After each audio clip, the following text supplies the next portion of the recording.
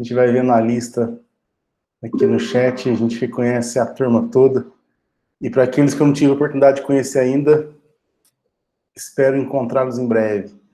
E queria agradecer muito o convite da Gisele, em nome de todo o grupo, que a gente possa usar esses recursos para se unir um pouco mais, né, em nome do Cristo. Estou vendo ali a Lúcia, Thaís, tantas pessoas, corações tão queridos a nós, né? O Tense.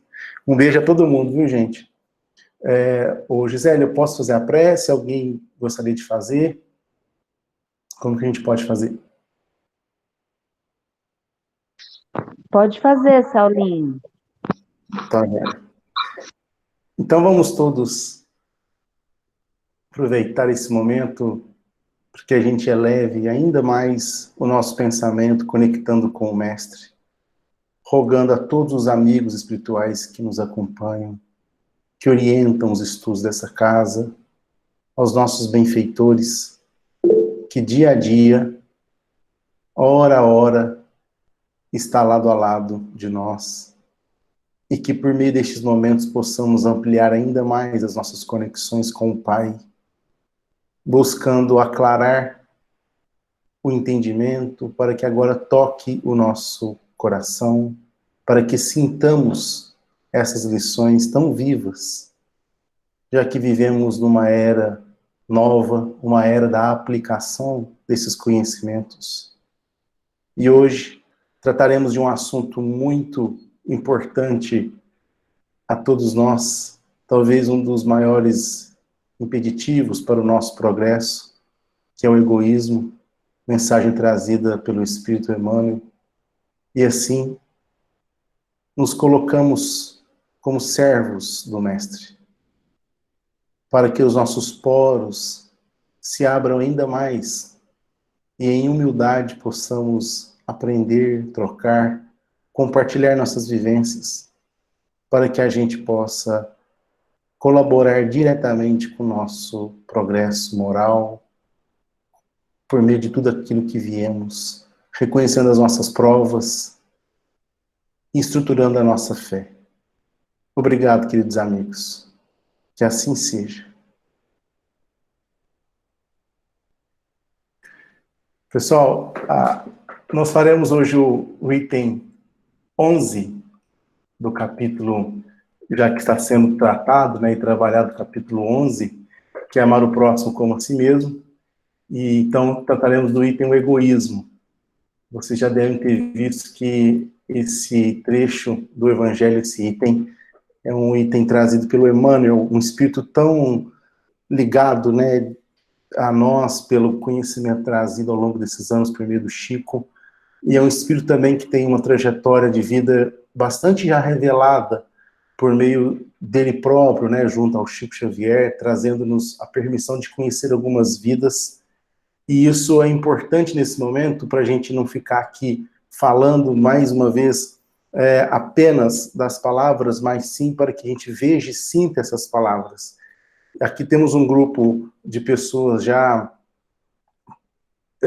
que conhecem a doutrina, que conhecem as lições do Evangelho, e o meu papel aqui hoje vai ser trazer algumas reflexões, alguns olhares daquilo que talvez contribua diante de alguns pontos de vista, né? Já que cada um traz a sua visão, e aí hoje eu também tenho um material aqui, aproveitando que nós estamos todos, né, conectados de forma digital, alguns com computador, outros com celular, talvez outros com tablet, e assim eu vou compartilhar minha tela, porque eu tenho aqui alguns materiais que podem contribuir muito para a gente ampliar a visão do Evangelho, porque já o texto trazido nos diz assim, que o egoísmo, essa chaga da humanidade, deve desaparecer da Terra, pois atrasa o seu progresso moral.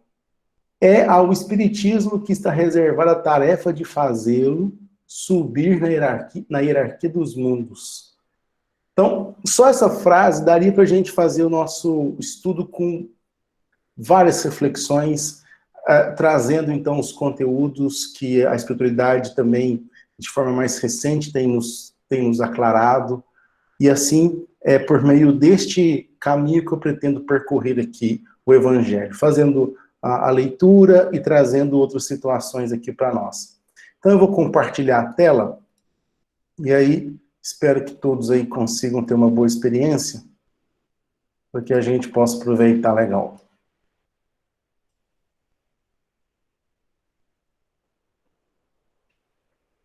Bom, para quem não estiver conseguindo ainda ver a telinha, deve ter outra, além da tela que está a minha pessoa aqui como vídeo, deve ter outra telinha aí. Se você tocar no monitor, para quem tiver no celular, pode ver, quem tiver no computador já exibe na tela naturalmente, né?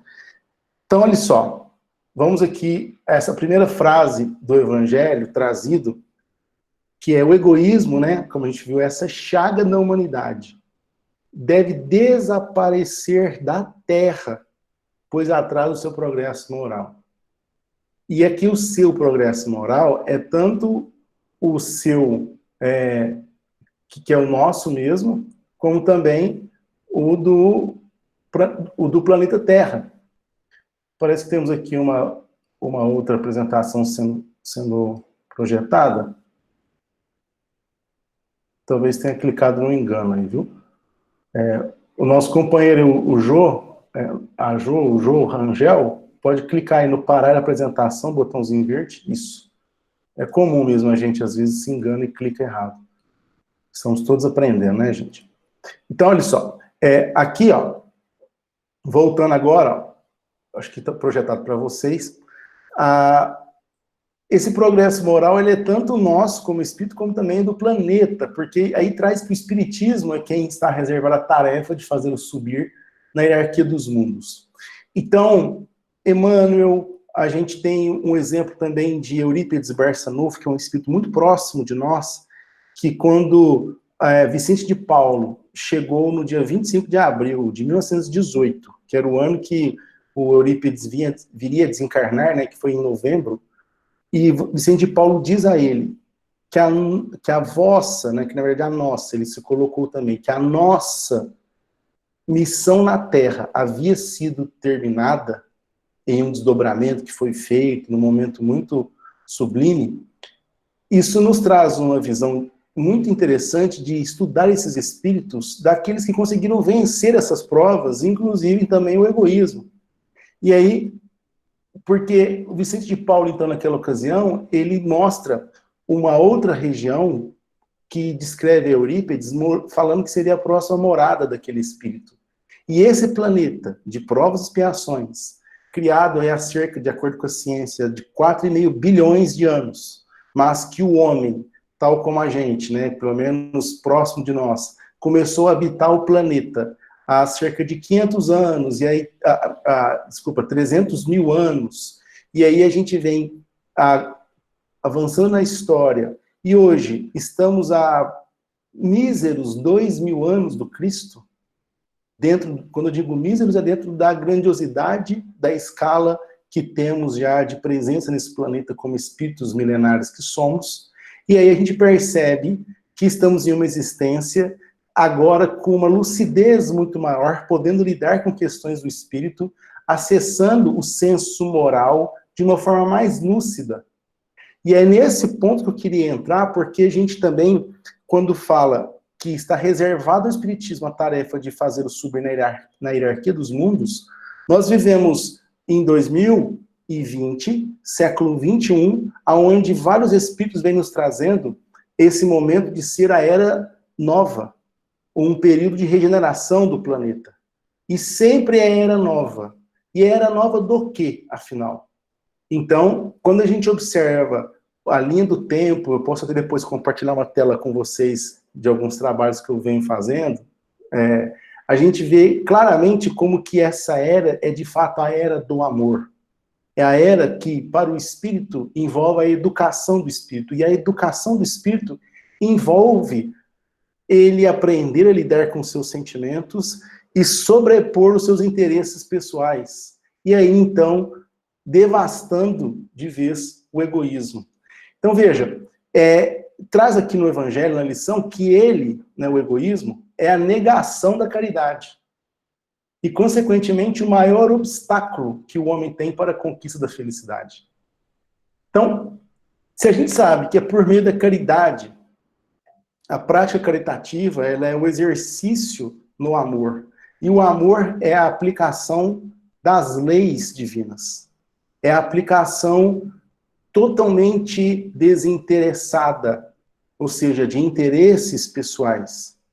E quando a gente percebe que nós negamos a caridade, buscando aquilo que nos interessa, aquilo que nos convém, alimentando os nossos prazeres sensoriais e prazeres que são mórbidos ao espírito, nós criamos com isso um obstáculo desse avanço e não angariando valores e conquistas morais, nós não conseguimos também atingir a felicidade. E a felicidade, ela é um estado de conquista compatível com os valores do espírito. Ela não é um momento efêmero como a alegria. A alegria, sim, é uma emoção. A tristeza é uma emoção. Agora, a felicidade é um estado de conquista do espírito, pertinente aos seus vínculos junto ao bem. E o bem só se perpassa quando as atividades são calibradas com a consciência, que é onde temos a referência das leis divinas. E nesse caminho que estamos aqui falando, que intelectualmente é super fácil, falar, dizer, colocar, desenhar, a gente vai se deparar com a aplicação disso em nós. Qual é, de fato, a dificuldade de nós aplicarmos isso, já que todos aqui temos cognição suficiente para entender, todos nós já lemos e relemos 1000 vezes essas lições, e o que ainda nos impede de, então, sobrepujarmos essas prisões do espírito? Senão os interesses pessoais e os prazeres, os vícios, as más inclinações e tendências. Então, veja, é a incompatibilidade entre a caridade e o egoísmo, a invasão do coração humano por essa verdadeira lepra, que o cristianismo deve o fato de ainda não ter realizado toda a sua missão. Olha isso, gente. O cristianismo, que é justamente o que Cristo, Jesus, né, Jesus que foi, então, chamado de Cristo, Jesus de Nazaré, Jesus Bar José, que é Bar é filho, né, que era o nome daquela pessoa, vamos colocar assim por enquanto, né, daquela pessoa nascida ali na região da Galileia e tudo mais, considerado então um profeta por alguns, e aí logo sendo considerado como Messias, que é aquele que vem trazer Cristo, que vem é ungido aqui em nome de Deus, para então libertar os povos, assim como foi com Davi, que libertou então com a espada e sangue. Então tinha um novo Messias, na visão ainda dos hebreus, questionando aquele homem que tinha outras condutas, outras formas, outros paradigmas talvez, né, outras formas de ver e pensar, que falava que o reino dele não era deste mundo e que as ações, então, eram todas ligadas ao Pai, ou seja, era a aplicação viva do amor. E este homem, então, para nós, sabemos que é o governador da terra. É Cristo, na esfera crística, que, então, traz as diretrizes, inclusive no ano quando nasce, né, há cerca de 2000 anos atrás, quando estávamos no Império Romano, traz orientações sobre as diretrizes da implantação do cristianismo na Terra. Da implantação daquilo que é uma palavra hoje muito ouvida, proferida por nós, mas naquele tempo totalmente desconhecida na essência da palavra, que é amor. Jesus, então, vem trazer amor. E esse espírito aqui, ó, Emmanuel, estava encarnado naquele tempo, como nos é contado no livro há 2000 anos, né, trazido por ele próprio como espírito, revelando uma de suas existências, aonde a personalidade de um espírito encarnado não conseguiu ser superada pelas renúncias do espírito, prevaleceu-se então a personalidade romana de um senador, Públio Lentulus, que esteve diante do próprio Jesus, ainda numa condição elementar na cabeça desse senador, que tinha interesses para curar a sua filha, que havia sido acometida por lepra, e que a sua esposa já estava tocada pelo magnetismo do mestre, E esse espírito, naquele tempo, não consegue, então, vencer a si mesmo. Esse espírito que eu digo é Emmanuel, que na condição de encarnado de Públio Lentulus, se depara com o mestre e o mestre fala para ele: está no teu querer fazê-lo agora, ou aqui, ou daqui a alguns milênios. E então, esse espírito Emmanuel descreve nesse romance há 2000 anos uma das suas, entre aspas, quedas de uma das suas encarnações como homem que não consegue transcender a conexão com Cristo. E nós estamos aqui há 2000 anos, então, depois, né, ou melhor, há 2000 anos, né, depois de Jesus, estamos aqui passado uma bagagem imensa, com conteúdos e várias biografias junto ao cristianismo primitismo, outros espíritos em outras eras, outras épocas, que transcenderam, então, a Idade Antiga para a Idade Média, a Idade Moderna. Estamos na Idade Contemporânea, que começou logo após a Revolução Francesa, ali nos anos de 1800, praticamente, final dos anos 1700 e alguma coisa. E aí, a doutrina espírita, então, vem nos anos 50 do século XIX, e estamos aqui já no século XXI, praticamente no finalzinho de uma era. Porque se você observa simplesmente a era na linha do tempo, você vê isso com clareza, e eu vou poder mostrar para vocês. E aí nós observamos que estamos aqui na iminência de transformarmos o planeta por nós mesmos. A transformação do planeta é feita na nossa intimidade, em nossa interioridade, com as nossas conquistas e as nossas construções. E um dos pontos que tem inviabilizado, que está incompatível, é o egoísmo, que não consegue completar essa missão porque sobrepõe os nossos interesses. E aí, no final aqui do item, nos é trazido: expulsai o egoísmo da Terra, para que ele possa subir, para que ela, a Terra, né, possa subir na escala dos mundos, porque é chegado o tempo em que a humanidade deve vestir seu traje viril. E para isso é preciso, em primeiro lugar, expulsar o egoísmo dos vossos corações. Então, qual é a reflexão de hoje? Não é informativa, né, gente? Porque essa informação, ela está já disponível a nós, e grandes baluartes da doutrina têm trazido essa proposta, e que parece que nunca nos convence. Parece que nunca nos convence a ponto de aplicarmos. Por mais que convença o cérebro, o coração, mesmo sendo tocado em alguns momentos, ainda não nos liberta, porque não geramos valores novos. A gente sempre diz isso ali nos estudos em sacramento, quando temos oportunidade de participar, que a gente não deixa de ser orgulhoso. Né? Nós não é deixando de ser orgulhoso, e sim aprendendo a construir a humildade. Então, eu não vou simplesmente fazer uma força-tarefa mental, intelectual, lendo tudo quanto é livro, para que eu deixe de ser egoísta. O caminho é como eu aprendo a ser caridoso, como eu aprendo a exercitar a caridade na minha intimidade, como eu aprendo a servir, como eu aprendo, então, o que é servir a Deus por meio do outro. E são esses pensamentos, quando a gente direciona a consciência, que Eurípides Barçanufo traz em Espírito, na sua proposta de educação, chamada Evangelização de Espíritos, o nome de reflexão, sendo o recurso-chave para nós, em resposta a esse como. Como, então, eu deixo de ser egoísta? Como, então, eu expulso o egoísmo de mim? Como, então, eu expulso o egoísmo dos vossos corações? Não é com palavras, não é com letras, não são com aulas, e sim com ação efetiva no bem. E essa ação efetiva no bem nos convida também a pensar sobre o que é bem. Porque bem é uma palavra que, de certa forma, tem uma aplicação que nos confunde, como, por exemplo, bem-estar, sentir-se bem.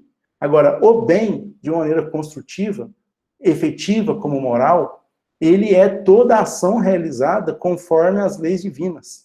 E essas ações realizadas, para nós que somos espíritos, ela inicia e propaga pelo nosso pensamento. O nosso pensamento é o fio condutor dessas ações.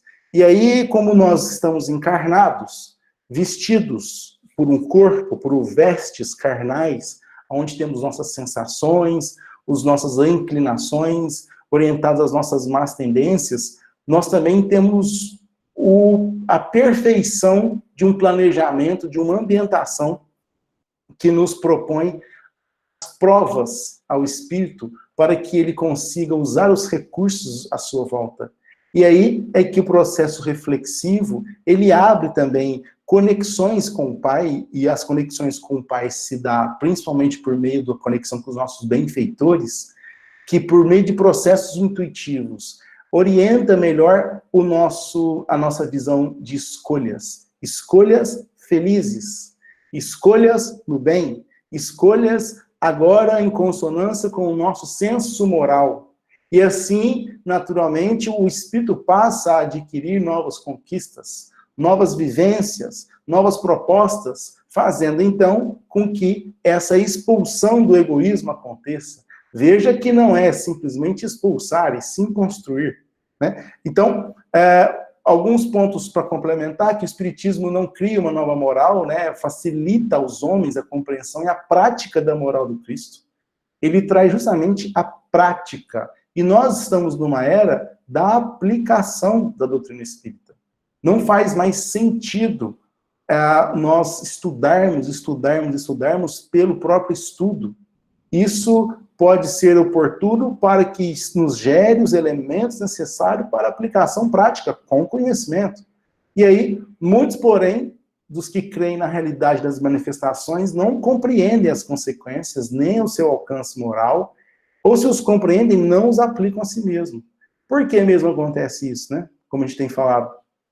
E é justamente porque nós estamos ligados à matéria, e aí a gente tem essa necessidade que o espírito que domina completamente a matéria, ele consegue lidar com as suas sensações, ele já percebe as situações que o aprisiona como espírito, o pensamento vicioso, repetitivo, e tantos mecanismos que realmente nos aprisiona, ele passa, a quanto se domina isso, a ter uma percepção clara do futuro. E também para que a gente tenha percepção clara, tanto do presente quanto do futuro, pelo menos para mim, que compartilhando com vocês, tem sido muito útil eu olhar também o passado, não o meu passado das coisas que estão aprisionadas, mas aprender com o passado, com os mecanismos riquíssimos que a gente, quando tem um olhar analítico da história, mas não com interesse histórico, mas observando a história,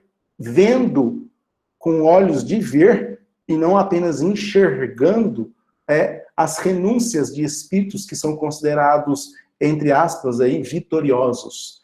Espíritos que conseguiram se desprender, espíritos que em algumas existências, pela sua história do espírito, nós percebemos o arranjo divino e daqueles que souberam fazer as suas escolhas.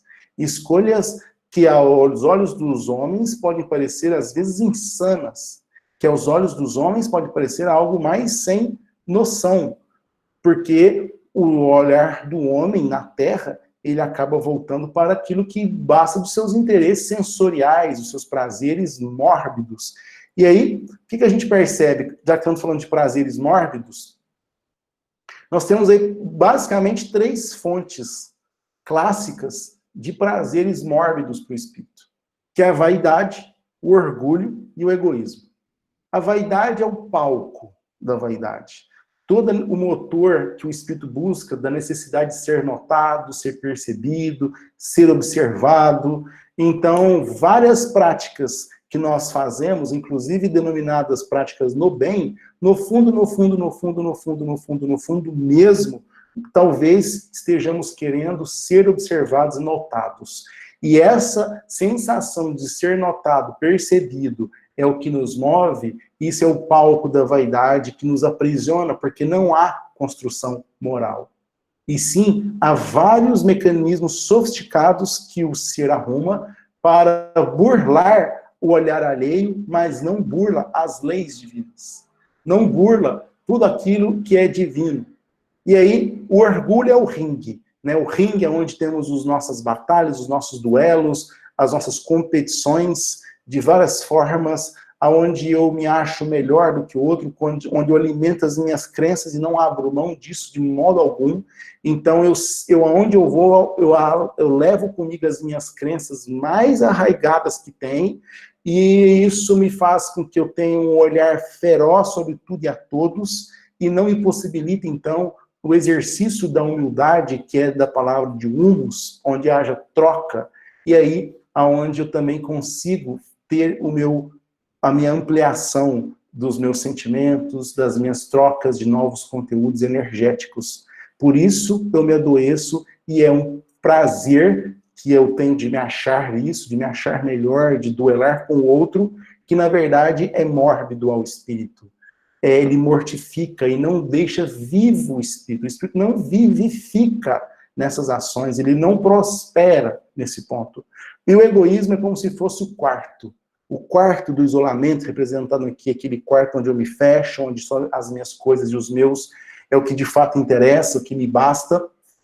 E aí você observa, então, que tudo que tem à volta é para o seu interesse, e nisso faz com que passemos por cima de outras situações, onde desprezamos, desrespeitamos, não toleramos, não temos paciência, o que faz com que aquela ociosidade, aquele apego, tudo aquele ponto que me aprisiona em mim mesmo, que eu fico em si mesmado, né? O ser fica em si mesmado, fica em si mesmo, e ali ele não avança também dentro do seu progresso. E aí a gente percebe que, de uma maneira também ilustrativa, você está dando para ver aí, a gente pode ver a famosa árvore, né?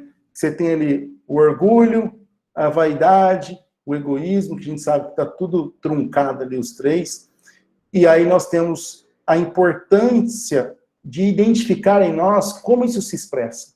Porque nós, espíritas, já estamos calejados de dizer, porque o meu orgulho, porque a minha vaidade, não, porque eu sou um espírito egoísta.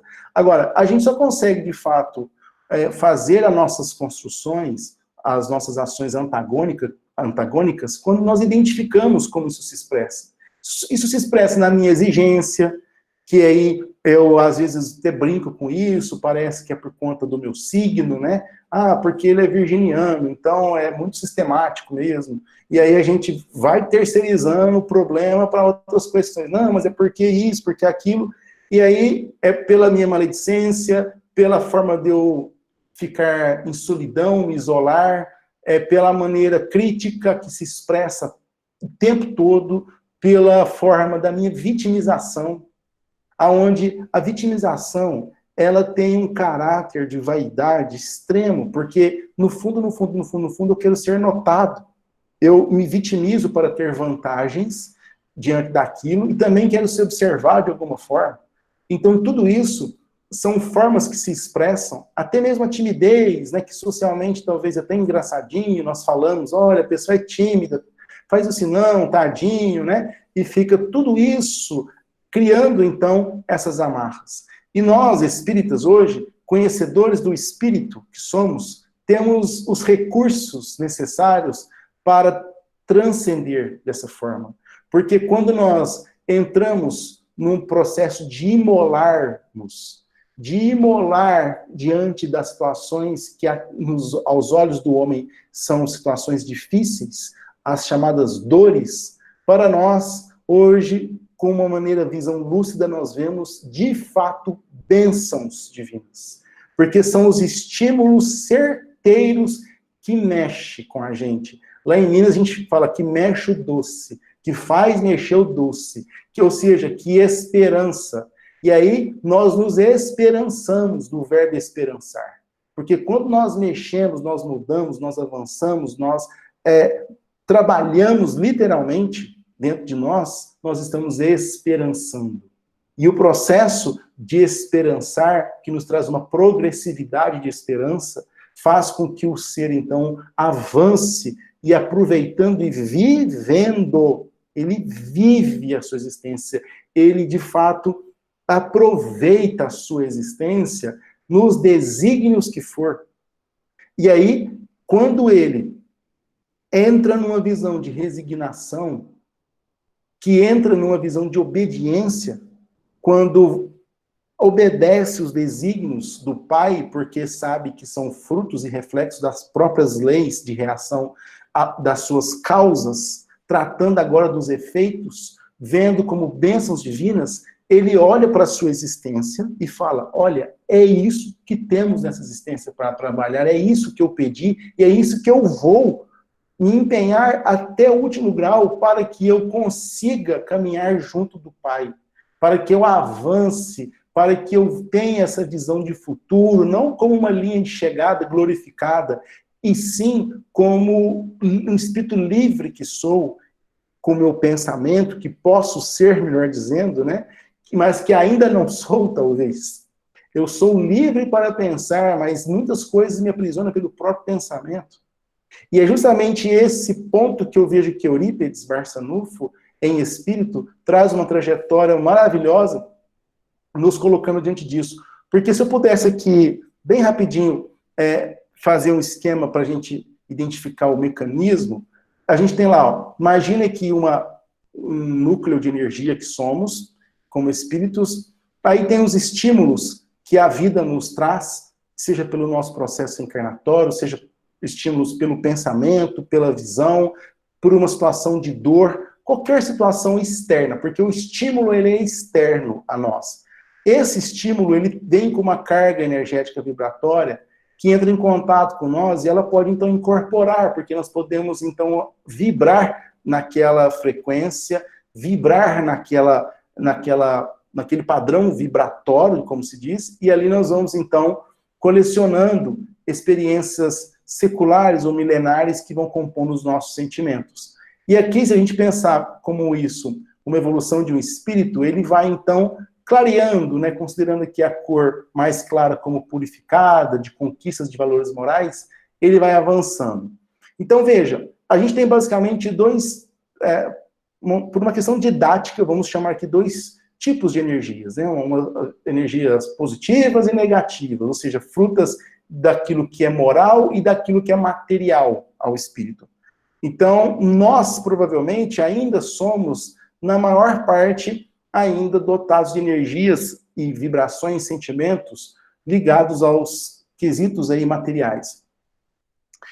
Quem determina isso aqui, de fato, são os nossos interesses. Porque quando nós operamos de acordo com o interesse material, nós vamos cair fatalmente em nuances daquelas que nós vimos naquela árvore, que são frutos de prazeres que a agressividade me dá, que a minha arrogância me traz, ou seja, que o orgulho, a vaidade e o egoísmo, ou seja, são situações materiais.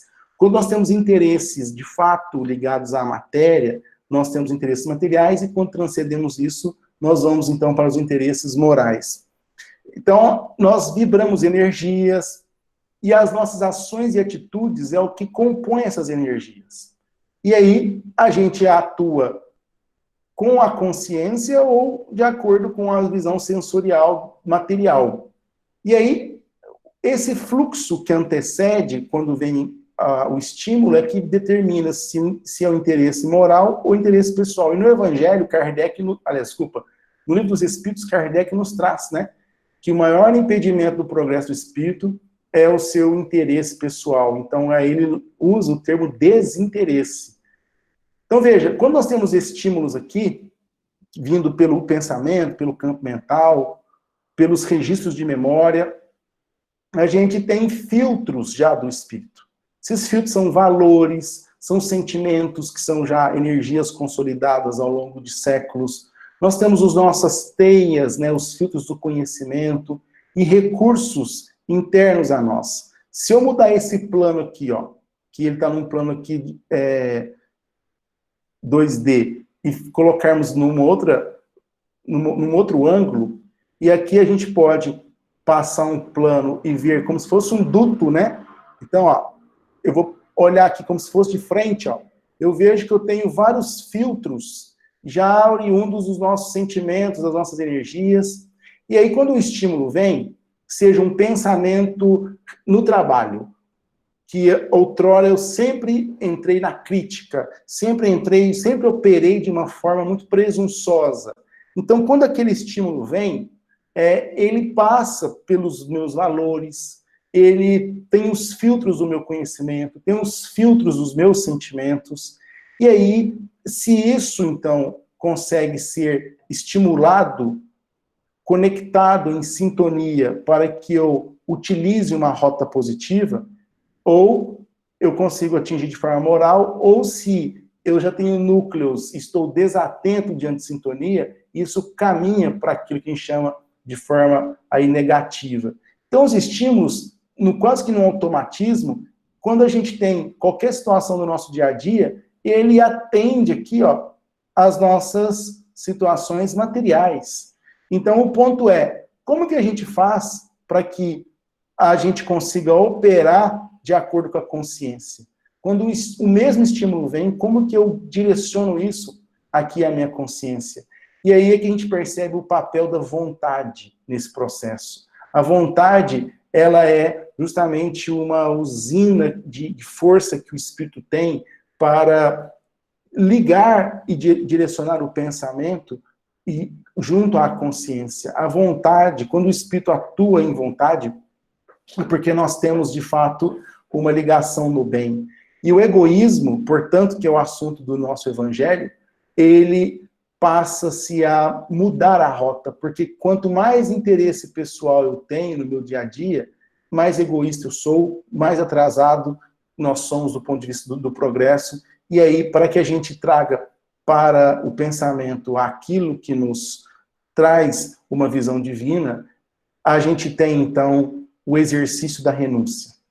E a renúncia, ela é um dos grandes indicadores, marcadores do espírito, porque nós desejamos certas coisas, nós queremos, e o querer, ele não é o mesmo que desejo. Então, eu desejo ser uma pessoa melhor, eu desejo ter isso, eu desejo conseguir aquilo em mim, e aí o querer, ele me coloca diante da renúncia, porque o querer, ele faz com que o espírito escolha, e essa escolha quase sempre é automática dentro da gente, pelos nossos vícios que já temos, pelas nossas más tendências, e não fazemos escolhas felizes, logo nós não conseguimos.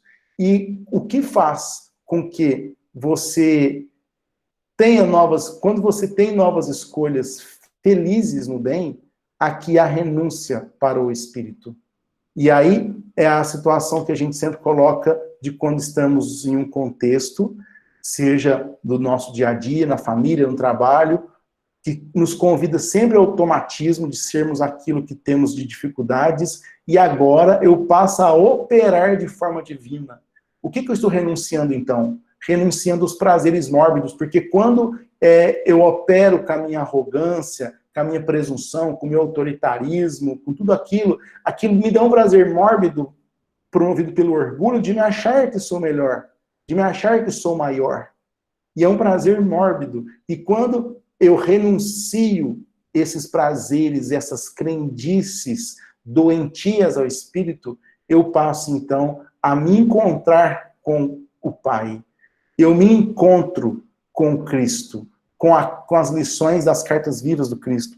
E para a gente terminar, devido ao tempo, fica aqui por um outro momento, ó, a gente pode fazer isso outra hora. Eu acho muito rico. Eu sei que talvez esteja pequeno para alguns aí na tela, mas não tem necessidade de ficar vendo detalhes, tá? Ó, isso aqui, gente, são os dias atuais, onde nós estamos. Então, a gente está aqui numa época de Covid, em plena quarentena, que já vai nesse trechinho, mas se eu diminuir o zoom da tela e for tirando, 1980 aqui, 1900, ó, a gente tem uma percepção, ó, dos séculos passados. Eu vou voltando, observe. aqui eu vou lá em Jesus, aí se eu voltar um pouco mais aqui para trás, chego lá onde os livros sagrados relatam, chamado ali, que nomeia Adão, né? Então, Adão, Caim, Abel, isso aqui, gente, são apenas 6.000 anos atrás. Por que apenas 6.000 anos? Porque se eu tirar o zoom, mais ainda, ó, isso que está na tela é o que a gente conhece da história da humanidade. Então, se você volta mais aqui, ó, que já até sumiu 10.000 anos, há cerca de 100.000 anos, humanos nas Américas. E aí nós estamos viajando nesse planeta por essas eras, e quando você observa aqui, não sei se está dando para ver, eu não vou entrar em detalhe em nenhuma vida e nada aqui, mas essa cor meio esverdeada é o que nós chamamos de Idade Antiga, que teve aí 4.478 anos, ou seja, quase 4.500 anos, a Idade Antiga, que perpassou ali pela Grécia, por Egito, aí vimos por o Império Romano, 27 anos antes de Cristo, passamos por Jesus, o cristianismo primitivo. Aí a gente tem aqui algumas existências de irmãos já conhecidos, que não é o propósito do nosso encontro hoje, mas observe que, ó, nos anos de 300 depois de Cristo, 380, Roma adota o cristianismo como religião oficial. Alguns anos depois daquilo que foi considerado o cristianismo primitivo. E o que acontece? Temos irmãos reencarnados aqui, ó, como o próprio Emmanuel, como bispo de Reims, que está numa mudança de era. Olha, o cristianismo sendo adotado, mesmo que politicamente, né, a gente sabe, e aí inicia uma nova era, agora de quase 1.000 anos. Antes estávamos falando numa era que durou 4.500 anos. Agora estamos já numa era, que é a Idade Média, de quase 1.000 anos. E aí a gente percebe esses irmãos vindo aqui também, irmãos já conhecidos pela sua existência. E aí a gente percebe a peste negra aqui, ó, no final da Idade Média, avassalando com milhões de mortes, quase 200 milhões de pessoas na Eurásia, né, que é Europa e Ásia. E aí a gente percebe que alguns anos depois, uma nova era se instala com Leonardo da Vinci, o Brasil descoberto logo aqui, que é a Idade Moderna. E a Idade Moderna, já temos agora cerca de 336 anos. Ou seja, 4.500 anos, 900 e tantos anos, agora 300 anos a duração de uma era, que vem o iluminismo, que vem a revolução científica, a revolução industrial, a gente tem aqui a presença de Lavater, Pestalozzi e tantos irmãos encarnados, e aí a gente observa que aqui no final desse período, temos então já alguns espíritos bastante conhecidos por nós, e aí começa, após as revoluções aqui, uma nova era chamada de Idade Contemporânea, que é a era que estamos, com 231 anos nesse momento. E aí a gente vai vendo como que, olha só, desse pedacinho aqui de história, ó, desse pedacinho meio esverdeado aqui, que é da era quando Jesus encarnou, aqui, que é onde nós estamos, um pouquinho antes de nós aqui, ó, que nós estamos na pontinha desse, né, nós estamos bem na pontinha, um pouquinho antes é quando esses espíritos vêm, como o próprio Chico Xavier, e encarnado agora como Francisco Cândido Xavier, traz aqui, ó, as obras, mais de 400 livros, Divaldo, com mais de 250 livros, e tantos outros conteúdos vindos aqui da codificação de Kardec. A gente vê o Leon Denis entrando com obras como livros como Depois da Morte, a pandemia também aqui da gripe espanhola. E olha, nós estamos vivendo uma era que é a era da informação. Veja que a internet para nós faz pouquíssimos anos, serviços que talvez não fizesse mais sentido viver sem para nós, foi míseros 6 anos atrás. Tem coisas que, por mais que tenham sido criadas há um pouco mais de anos, a gente parece que está usando aí com mais efetividade há uns 5 anos apenas. Estamos aqui usando recursos tecnológicos para fazer esse evangelho, e estamos aqui. Agora, eu sei que são muitas frentes e informações, mas o que eu queria destacar é como o cristianismo vem em curso. Inventem pouco aqui, silenciosamente ou não, e nós, meus amigos, que estamos aqui com esse conhecimento, estamos à frente, seja da maneira que for, só de termos acesso a essas informações e esses conhecimentos, nós somos as cartas vivas. Deveríamos ser as cartas, deveríamos sermos os discípulos desses irmãos que vêm trazendo frente a frente. E hoje estamos aqui não assistindo mais de camarote ou comendo a nossa pipoca, né, assistindo tudo isso, e sim trabalhando junto ao trabalho do Pai. É isso, meus amigos. Eu queria ver se vocês gostariam de contribuir também, para só eu não ficar falando aqui, para que a gente possa trocar as nossas experiências, o que vocês acham. Muito conteúdo em relação a essa linha do tempo, a gente pode depois escolher alguma faceta, alguma análise específica, e teria o maior prazer de trabalhar. Isso tem se tornado uma ferramenta imprescindível para mim aqui, particularmente. Comecei fazendo essa linha do tempo para conhecer um pouco mais a vida do espírito de Eurípides Barçanufo, e fui parar lá em Adão, como você viu, porque é tudo interligado. É tudo muito, muito ligado. E Eurípides, que foi um espírito que esteve como Marcos, lá nos Essênios, já traz para nós essa visão clara, né, de vencer o egoísmo, quando, por exemplo, ele encarna como romano, e ainda criança, pede para o seu pai que liberte mais de 200 escravos naquela época, e aos 15 anos, e Jesus, quando tinha uns 15 anos de idade, encontra com Marcos, que ele já havia renunciado também a essas visões de ser um romano, e se juntado aos essênios, que era um grupo que estudava profundamente a Torá, que é o livro sagrado dos judeus, né? E aí, Jesus, então, por volta dos seus 15 anos de idade, já dá as diretrizes sobre a implantação do cristianismo na Terra.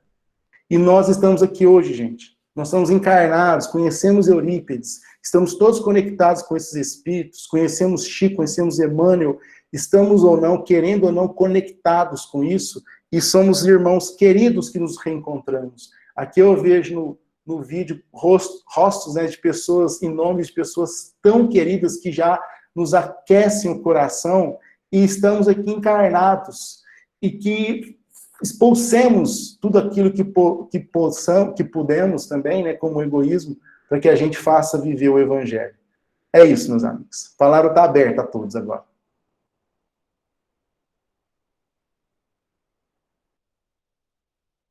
Ou o texto, né? Não sei como é que vai ser. A Yara falou ali. Obrigado, Yara. A Elaine, Marcília, ó, beijo.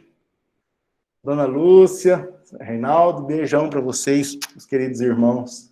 Thaís, Jô, a Vera, ô Vera, beijo para você, Sueli, Renata. Ô Saulo, tudo isso que você nos apresenta nos traz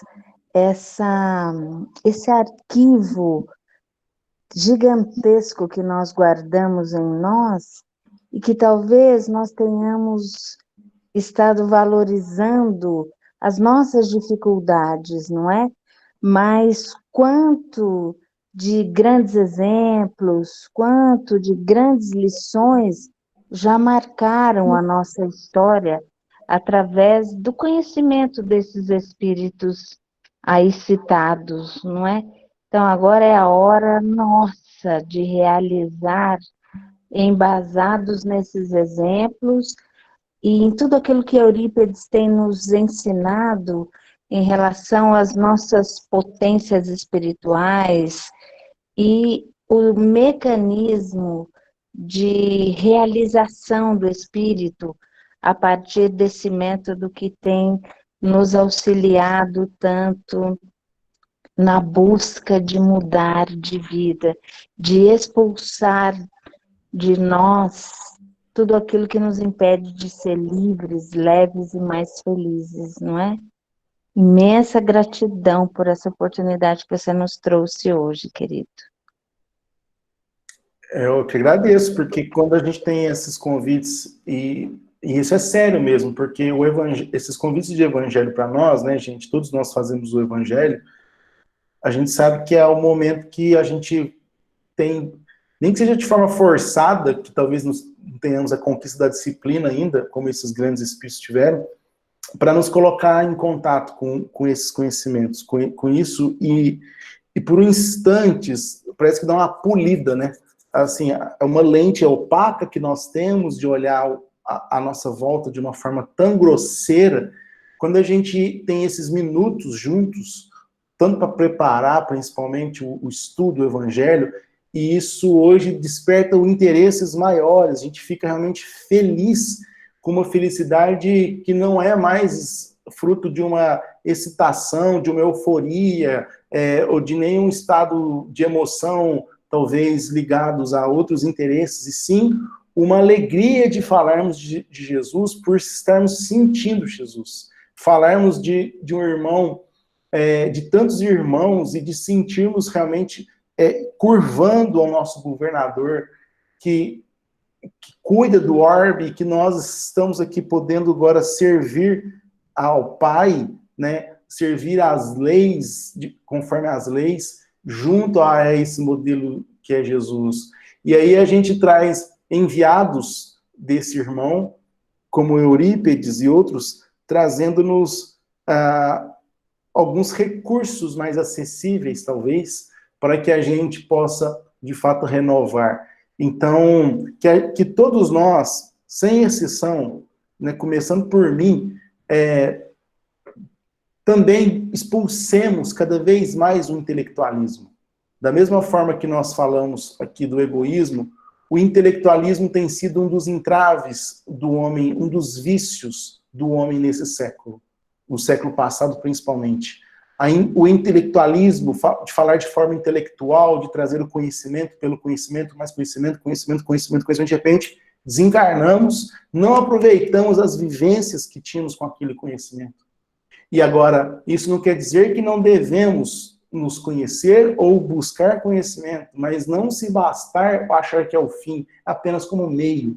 E nós, espíritas, estudiosos que somos, que gostamos também dos prazeres que isso proporciona a nós, e já é possível avaliarmos esse tipo de prazer. Se são prazeres realmente que nos provocam lá na nossa intimidade, a nossa vaidade, o nosso orgulho, expressos de várias formas diferentes, ou se é, de fato, a felicidade sentida, genuína, como tal o Pai nos tem colocado. E quando a gente começa a perceber essa felicidade de estarmos contribuindo verdadeiramente, energeticamente uns com os outros, e principalmente a nós, né? Ou seja, contribuindo com nossa vibração, contribuindo com a minha própria educação com o espírito, isso é que gera esse estado de ânimo, esse estado de que a gente fala de alegria. Independente se nós temos 1, ou 1000, ou 10, ou não interessa, quando é em mim o processo. E quando nós nos colocamos na aplicação desse processo, nós vamos nos libertando. Então, eu que agradeço por estarmos juntos. Mas fala, hein? Ninguém tá falando mais, não? Elaine, quer falar? Eu queria falar. Aê. Primeiro, uma alegria imensa de falar com você. Esses são um dos prazeres da pandemia, né? A gente está tão próximo dos amigos agora, eu acho que isso mostra onde está nosso coração, né? A gente ficou parado em casa, aí a gente expandiu para estar junto. Então, uma alegria muito grande, esse é um dos presentes. Mas que eu fiquei pensando, vendo toda essa linha do tempo que você fez, que é muito prazeroso enxergar assim, que nós somos espíritos muito experientes, nós temos experiência arquimilenar gravada em nós, né? E eu penso que chega uma hora que o egoísmo cansa, porque ele desgasta muito esse movimento de trazer as coisas para mim, né? A experiência da caridade ela é muito mais prazerosa, porque é uma fusão com o outro, é uma troca. E aí você fica imensamente maior, porque você se junta a muitos, né? Você troca em redes fluídicas, você é capaz de perceber o que o outro sente, e isso agrega em você, isso é muito prazeroso. Até o ponto que a gente consiga, né? Falar como os primeiros cristãos, já não sou mais eu que vivo, é o Cristo que vive em mim. Porque eu vou conseguir me expandir tanto que eu vou sentir o Cristo, né? Eu vou expandir o que ele pensa, o que ele sente, né? É isso só, me empolguei com você falando. Saulo, com Deus você, viu? Fique com Deus. Também, Muito estamos obrigada. juntos. Um beijo, Helene. Obrigado, viu? Ali, ó, o Walter se falou também no chat aqui que essa linha nos traz muitas reflexões. Uma delas é que neste momento é muito importante para o nosso progresso, pois estamos no portal da nova era, exatamente. Como você falou, deve começar por nós e nossa intimidade. O pensar em nós, expressando o nosso egoísmo, já não cabe nessa nova era. Exato. Celi trouxe aqui, ó, o escritor francês Francisco VI dizia que ficaríamos envergonhados de nossas ações se o mundo soubesse o que nos motivou face à nossa vaidade e orgulho. E a Thaís, querida Thaís, gratidão, que doce estímulo ao desenvolvimento da humildade. Não uma luta sofrida, culposa e vã contra o nosso egoísmo, mas sim a construção da humildade e caridade. E a Vera falou, enquanto maravilhoso, estudando o Evangelho, obrigada pelo olhar tão claro sobre o egoísmo. Olha, você sabe, Thaís, que a Elaine falou isso também, né, sobre a humildade. Gente, hoje a gente fala mesmo da humildade, porque a humildade, ela é perfeitamente possível ser exercitada, porque antigamente, pelo menos para mim, né, ainda tão pequeno que somos, pensava assim, eu falar de humildade, né, parecia uma hipocrisia danada, como se tivesse que ser. Na verdade, não. Nós não temos a conquista plena desses valores ainda.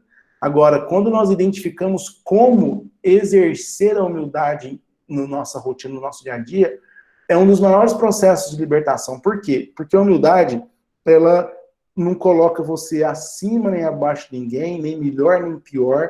Ela te deixa a mente porosa para trocas. E como a Elaine disse, você então amplia vibrações, porque você cresce, você conecta, e principalmente você recebe novas. E nessa forma de receber e doar, é que você então vai transmutando, fazendo um processo de transformação. E a humildade, ela é de fato um dos pilares nesse processo. Eu diria que da mesma maneira que o amor, ele é considerado, aí, entre aspas, né, o pai dos sentimentos, porque é a expressão máxima dos sentimentos, já que é a aplicação em sua plenitude das leis divinas, a humildade é uma espécie de rainha dos valores, porque é por meio dela que reina em você a possibilidade de angariar outros recursos, outros valores, né? Eu consigo adquirir valores morais, como respeito, tolerância, a paciência, exercitando a humildade. Então, fica aí, a humildade nesse aspecto que nós estamos tratando do egoísmo, ela é totalmente pertinente. Tudo bom, gente? Vamos fazer nossa prece? Alguém gostaria de fazer a prece? Helene, quer fazer? Posso fazer sim. Querido e amado professor Eurípedes Barçanufo, que nos reúne no mesmo colégio, nesse instante, chamado Brasil, onde o Colégio Allan Kardec se expande em inúmeras salas por todo esse Brasil tão querido. Querido professor, muito obrigada por nos unir. Isso aquece o nosso coração, nos fortalece, nos enche de ânimo e de coragem nos enche de esperança. Muito obrigada, Jesus, por ter permitido a Eurípides nos trazer a evangelização de espíritos. Muito obrigada por nós termos encontrado esse trabalho, que é o eixo do nosso compromisso nessa existência. E que a força do amor que nos une, esse laço, essa teia inquebrantável, nos alimente e nos fortaleça para todos os testemunhos que tivermos que dar. Envolva os nossos lares, os nossos amigos, os nossos grupos de convivência. E que nós saibamos, Senhor Jesus, servir aos nossos irmãos com amor, com alegria, com esperança. Muito obrigada, Mestre, pelas palavras do Saulo na noite de hoje.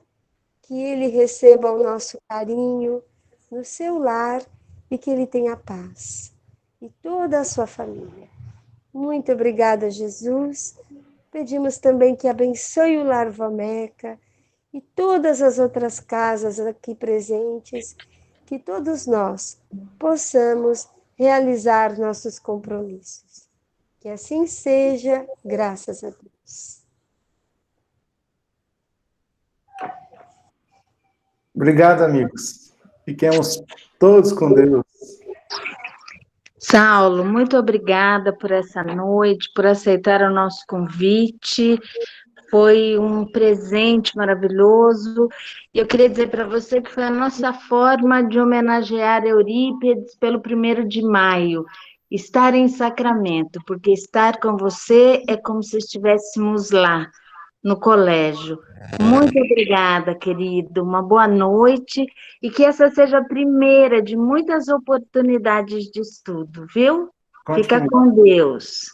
Fiquemos todos com Deus. Obrigado, Gisele. Fica com Deus também. Até a próxima, gente. Ai, que graça. Até a próxima, Saulinho. Valeu, até. Beijo. Beijo.